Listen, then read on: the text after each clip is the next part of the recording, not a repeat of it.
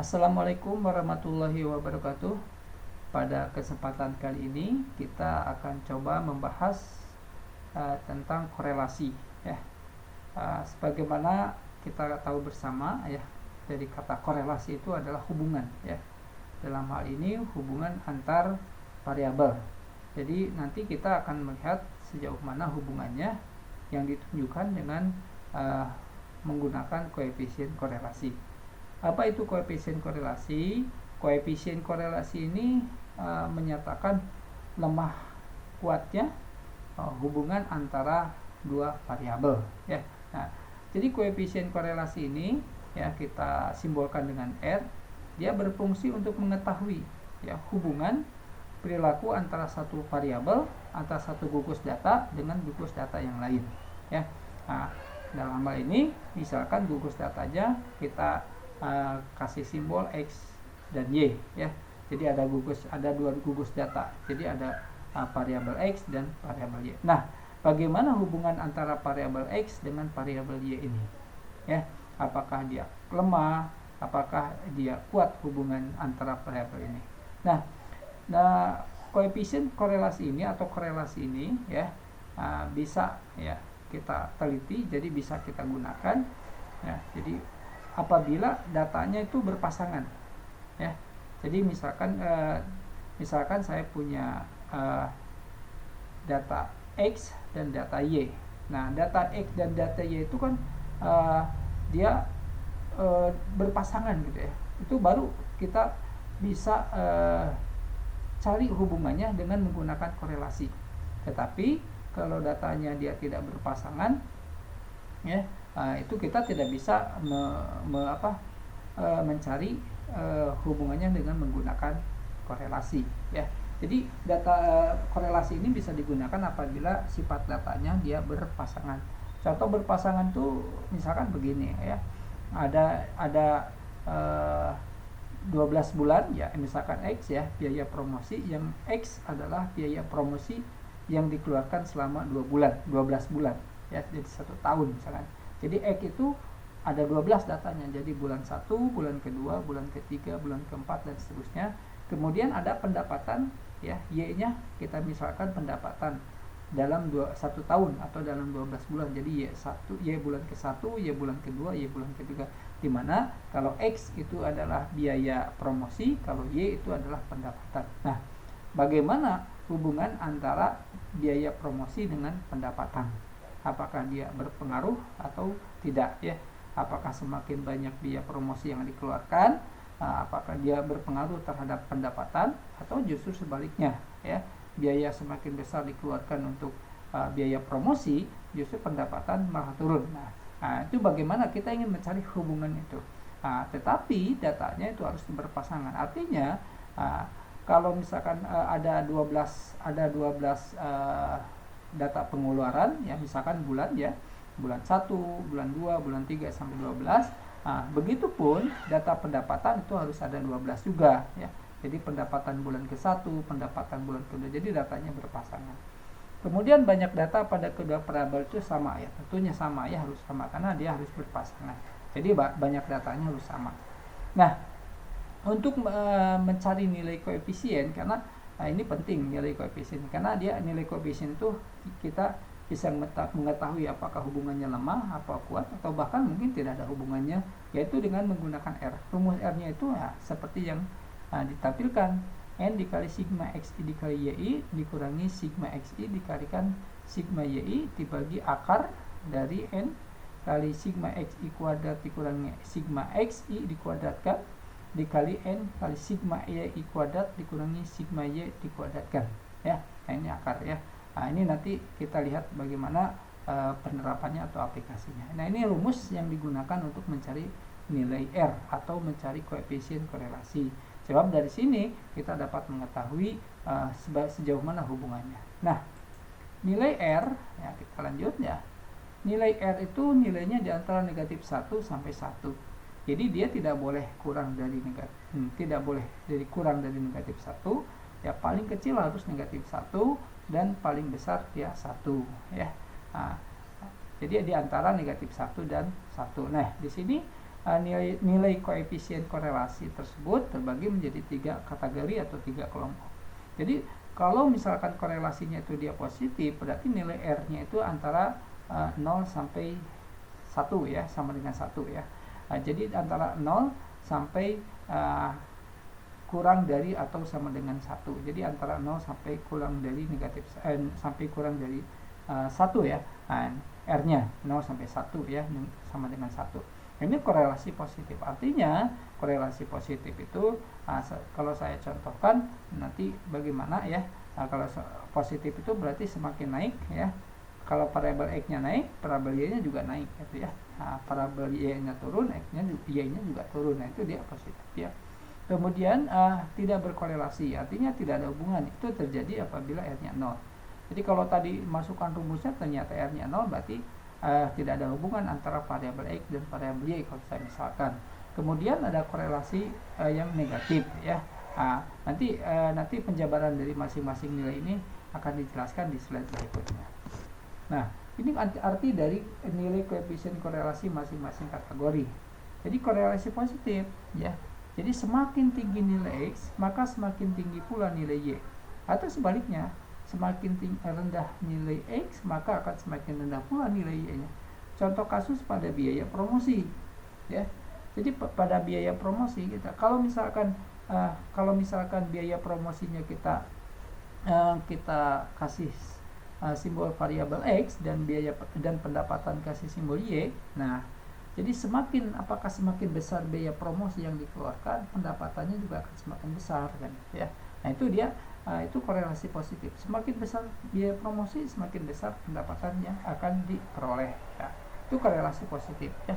Semakin ada, mungkin nanti ada juga semakin gemuk seseorang, tinggi badannya, semakin tinggi badannya atau semakin gemuk badannya, maka akan semakin berat timbangannya. Nah, itu di korelasi positif ya.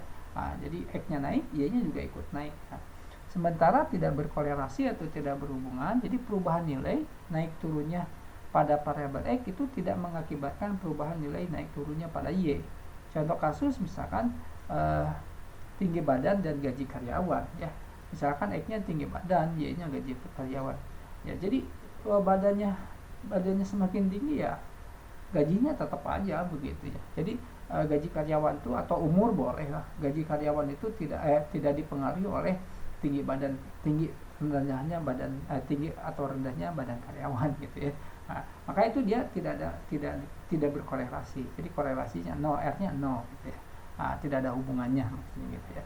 Kemudian korelasi negatif, semakin rendah nilai X akan semakin tinggi nilai Y, atau semakin tinggi nilai X semakin rendah nilai Y. Contoh pada kasus harga mobil ya, kasusnya dengan usianya kan, harga jual mobil dengan usia mobil. Semakin X-nya misalkan usia mobil, Y-nya harga mobil. Semakin tinggi usia mobil ya, itu semakin turun harga jual mobil ya. Contoh di barang elektronik juga, misalkan HP atau handphone ya, semakin lama waktu atau semakin lama usianya, semakin tambah usia handphone, itu harganya akan semakin turun ya, harganya semakin turun. Yang jelas tadi ya di mobil ya, paling kelihatan di mobil. Semakin tinggi naik, semakin naik harga usia mobil, dia naik terus, X-nya naik terus. Nah, ini harga jualnya dia semakin rendah ya. Nah, itu dia korelasinya negatif namanya ya. Selanjutnya, nah ini korelasi koefisien korelasi linear dan koefisien determinasi. Nah, ini salah satu contoh kasus ya. Kita ingin menghitung X. Nah, di sini X-nya tinggi badan misalnya, tinggi badan, variabel X-nya menunjukkan tinggi badan ada 12 ya, dalam satuannya misalkan cm ya, misal atau dalam meter ya, 1,2, pokoknya ini tinggi badan ya, 1,2 misalnya 1 meter, 1,4, 1,1, 1,2 dan 9 atau 9 ya. Ini bobot ya, 18 ya, pindah satuan kilogram misalkan ya, 18, 17, 23, 19, 20 dan seterusnya. Nah, ini contoh kasus ya, ini contoh ya. Nah, untuk ini lihat datanya dia berpasangan ya, tinggi badannya 1, 2, 3, 4, 5, 6, ada 6, maka bobotnya juga ada 6. Dia berpasangan, si datanya dia berpasangan ya. Nah, Untuk mempermudahnya ya, karena tadi rumusnya agak rumit juga, maka kita buatkan ya. Nah, dibuatkan seperti ini ya, sesuai dengan kebutuhan rumus ya. Ini datanya ada 6 indeks, jadi data ke-1, ke-2, ke-3, ke-4, ke-5, ke-6. XI-nya tadi 12 ya. Nah, data ke-1-nya 12, keduanya 10, ketiganya 14, 11, 12 dan seterusnya, Y-nya dan seterusnya. Kemudian X2 X kuadratnya ini dikuadratkan, kemudian Y kuadrat ini juga dikuadratkan, nanti ada hasilnya, ini jumlahnya masing-masing. Kemudian X kali Y ya, ini juga dijumlahkan masing-masing Anda ya. Sehingga XI-nya, nah ini ada dapat XI-nya adalah 68, kemudian YI-nya adalah 112, kemudian XI kuadratnya adalah 786, sigma YI kuadratnya 2128, kemudian sigma XI dikali YI-nya 1292 ya. Nah, kita masukkan langsung ke rumus ya. Nah, tadi rumusnya yang ini rumusnya ya. Nah, ini tadi rumusnya ini ya. Tadi ini ada masukan, berarti di sininya adalah 6 ya. Kita lihat 6 ya, karena N dikalikan sigma XI kali YI ya, kemudian dikurangi sigma XI dikalikan sigma YI ya. Nah, oke, kita lihat ya. Nah, ini setelah dimasukkan data-data tadi, nilai-nilai tadinya ya. Nah, ini N ya, N, kemudian ini sigma XI dikali YI, ini sigma XI, ini sigma YI ya. Kemudian ini N ya, ini sigma XI dikuadratkan, ini sigma XI, kemudian nanti dikuadratkan ya, ini N, kemudian ini sigma YI ya, kemudian ini sigma YI dikuadratkan. Nah, hasil yang diperolehnya itu adalah 0,947. Jadi koefisien korelasinya ya, koefisien korelasinya sebesar 0,947. Ini menunjukkan ya adanya hubungan linear positif, kan nilainya positif dia bahkan mendekati ke angka 1. Jadi koefisien korelasi sebesar 0,947 itu menunjukkan adanya hubungan linear positif ya, yang sangat baik antara X dan Y. Jadi semakin tinggi badan seseorang, nah ini ya, semakin tinggi badan seseorang maka akan mempengaruhi terhadap bobot ya, bobot badannya ya. Jadi ini, jadi semakin tinggi seseorang maka akan semakin, di sini ada semakin berat bobot seseorang, atau justru semakin rendah ya ukuran tinggi badan seseorang maka akan semakin ringan ukuran bobot badannya. Nah, ini korelasinya korelasi positif ya. Oke, kita lanjutkan.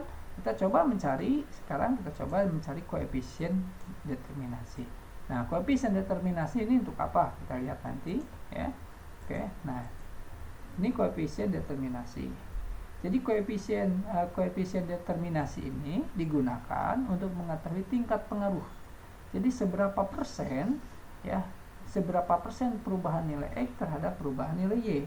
Jadi seberapa persen pengaruh dari tinggi badan seseorang itu dia mempengaruhi terhadap bobot seseorang. Ya, nah ini bisa kita lihat di sini rumusnya adalah KD dikalikan R kuadrat dikali 100%. Jadi apabila tadi korelasi nilainya adalah di 0,95, maka ya R kuadrat jadi 0,95 dikalikan 0,95 ya, ini yang ini ya, hasilnya itu adalah 0,9021. Kalau dikalikan 100% berarti 90,25%. 90,25%. Nah, berarti tinggi seseorang itu mempengaruhi 90% terhadap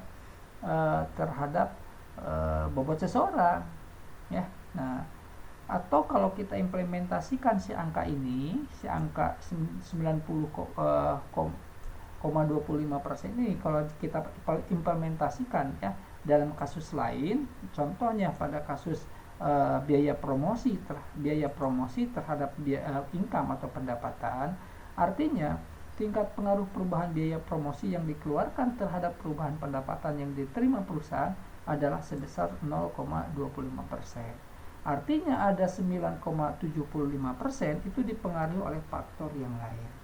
Ya. jadi dipengaruhi oleh faktor yang lain, ya.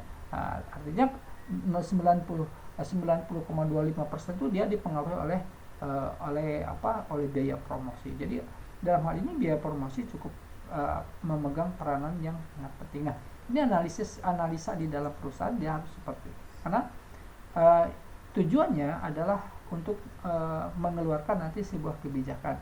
Artinya dengan angka 90,25% ini kita, kalau misalkan sebuah perusahaan dia punya anggaran misalkan 100 juta, ya anggaran 90 juta, karena yang paling besar mempengaruhi pengaruhnya terhadap pendapatan itu adalah promosi, maka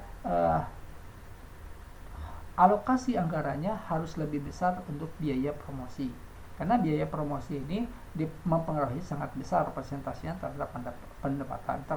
Sedangkan 9,75% itu dipengaruhi oleh faktor yang lain. Bagaimana faktor yang lain? Bisa aja misalkan brandnya, ya. Brandnya misalkan brandnya di sini kurang terkenal atau terkenal. Nah, ini mempengaruhi, ya. Jadi nama atau brand dari produk atau dari perusahaan itu dia mempengaruhi juga, ya. Cuma mungkin dalam hal ini brand itu kecil pengaruhnya, atau bisa saja misalkan kalau di produknya makanan bisa saja 9,75% itu kemasannya tidak menarik, kan gitu ya. Bisa kemasannya ya menarik atau tidak menarik, kan gitu ya. Nah, cuma kemasan kemudian juga misalkan brand atau trust juga bisa, ya, kepercayaan masyarakat juga bisa saja, kan. Nah, cuma dia persentasenya itu sangat kecil, karena kalau misalkan biaya promosinya 90,25%, ya, promosinya besar, jadi lebih banyak promosi, maka yang namanya brand itu akan terbawa naik juga, ya. Jadi nanti brand, nama produk atau nama perusahaan juga akan naik juga, karena adanya promosi yang cukup besar, ya, adanya promosi yang besar-besaran, karena biaya promosinya yang besar. Jadi nanti model promosinya seperti apa. Nah, ini nanti kita harus analisa juga 90,25% ini, ya, itu adalah pendapatan mempengaruhi terhadap pendapatan itu 90,25%. Nah, promosinya nanti kan bisa dilihat promosinya model apa, ya. Ada promosi yang misalkan di media sosial, kemudian promosi yang berupa spanduk, banner, nah, kemudian promosi di media televisi, itu kan nanti dibagi-bagi. Ini hanya kita melihat bahwa biaya promosi itu sangat mempengaruhi terhadap pendapatan. Nah, berarti di sini kita punya kesimpulan bahwa promosi itu memberikan peran yang penting bagi pendapatan sebuah perusahaan. Nah, ini untuk hal kasus ini saja, ya. Untuk kasus ini saja. Jadi kita hanya melihat baru speed trust. Nah, ini. Nanti kita bisa melihat juga, kita bisa dengan regresi, itu ke depannya juga kita akan bahas regresi. Dengan regresi kita bisa melihat perusahaan sih mau pendapatannya berapa, itu nanti kita akan belajar membuat regresi yang sederhana, ya. Nah, itu mungkin untuk koefisien korelasi, ya, korelasi linear. Jadi sekali lagi, ya, dapat disimpulkan bahwa korelasi linear itu adalah koefisien korelasi. Kita ingin mengetahui sejauh mana pengaruh, ya, sejauh mana lemah kuatnya hubungan antara dua variabel, ya. Baik itu antara dua variabel, ya. Kalau dalam ini ada variabel X dan variabel Y, ya. Berarti kalau kita bisa lihat ini variabel X-nya itu disebut variabel bebas, ya. Variabel bebas atau independen, ya. Ya. Sementara variabel Y-nya adalah variabel yang dependen, yang variabel terikat, ya. Tidak harus selalu X-nya variabel bebas atau Y-nya variabel terikat, tidak harus. Ini kan permisalan misalnya. Jadi dalam hal kasus biaya promosi dengan pendapatan yang diperoleh, maka biaya promosi itu termasuk variabel bebas, ya. Nah, kenapa disebut variabel bebas atau independen variabel? Karena yang namanya promosi itu bisa, ya, dimanipulasi oleh kita, ya. Jadi variabel yang namanya variabel bebas itu dia bisa dimanipulasi, ya. Nah, artinya bisa volumenya dibesarkan, bisa volumenya dikecilkan kan gitu ya. Nah, seperti hanya biaya promosi itu kan bisa oleh perusahaan bisa lebih besar nilainya, bisa lebih kecil. Nah, itu kan. Sementara pendapatan itu kan dia tidak bisa, ya. Nah, pendapatan itu kan tidak bisa, oh ini pendapatannya ingin besar. Nah, tidak bisa, oh pendapatannya ingin besar, dibesarkan aja, nggak bisa kita manipulasi. Kalau pendapatan itu kan adalah hasil yang diperoleh kan gitu, ya. Nah, justru pendapatan itu dipengaruhi oleh biaya promosi. Kalau kita biaya promosinya semakin besar, karena berdasarkan analisis biaya promosinya 90,25%, berarti kan otomatis, ya, kalau misalnya mau pendapatan besar, ya manipulasinya di mana, ya di biaya promosi, ya. Dinaikkan aja biaya promosinya dinaikkan, maka nanti pendapatan akan naik, ya. Nah, jadi yang bisa dimanipulasi itu adalah, itu namanya variabel bebas namanya. Sementara variabel terikat itu tergantung kepada manipulasi variabel bebas. Tergantung variabel bebasnya, mau kalau dinaikkan ini ikut naik, mungkin kalau dia korelasinya positif. Kalau dia diturunkan, dia akan turun kembali kalau dia korelasinya linear kan gitu ya, positif ya. Nah, itu. Jadi seperti itu untuk korelasi linear. Nah,